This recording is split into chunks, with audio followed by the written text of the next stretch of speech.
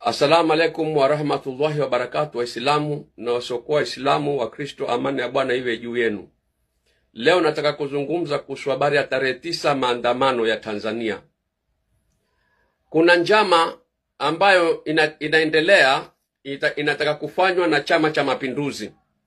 Njama yenyewe ni nini? Ni kwamba kuna vijana watalipwa hela 30,030 ili waingie kwenye maandamano, washikane na wale wana demokrasia wanaopigania haki zao. Nia na madhumuni sio kwamba ati wao pia wataandamana kama nyinyi. Nia na madhumuni ni kuharibu maandamano. Wakishaingia katika maandamano pamoja na nyinyi ambao ni wana demokrasia mnaotetea haki yenu ya kidemokrasia, wataanza kuchoma maduka, wataanza kuwarushia mapolisi mawe, na polisi wakisharushiwa mawe wataanza kufetua marisasi wapige watu. Kwa hivyo hiyo ni njama.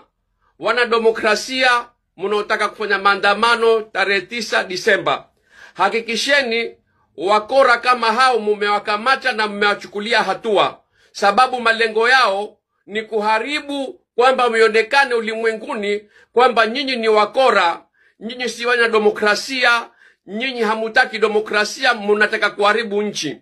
Hiyo ndo njama inapangwa na mapinduzi. A few moments later. Polisi wengi wamekufa kwenye yale maandamano. Ni vile hawajasema, hawajaongea, ila askari wengi wamekufa. Wanajeshi pia wamekufa kwenye yale maandamano. So wananchi, wanajeshi pia wamekufa. Sasa how did they die? Ni hivi, hao polisi walikufa, walipigana risasi wenyewe kwa wenyewe. Kuna polisi walikuwa wanapiga risasi polisi wenzao. Why?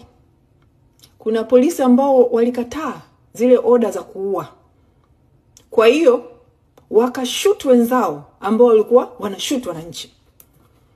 Same thing na wanajeshi.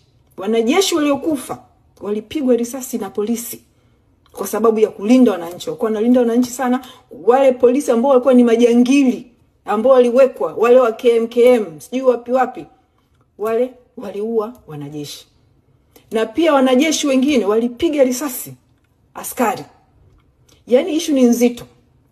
Na hapo tunapoongea, kuna walikuwa wanapita kupiga risasi, wengine wamekamatwa, wanashikiliwa na jeshi.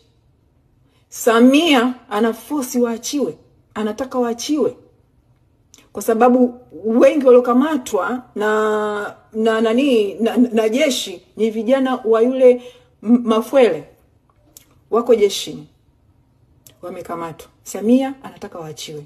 Guys, serikali, Samia aachie nchi kabla ya tarehe 9 Disemba, ndugu zangu. Lazima tarehe 9 Disemba Samia aachie nchi, kwa sababu it's gonna be bad.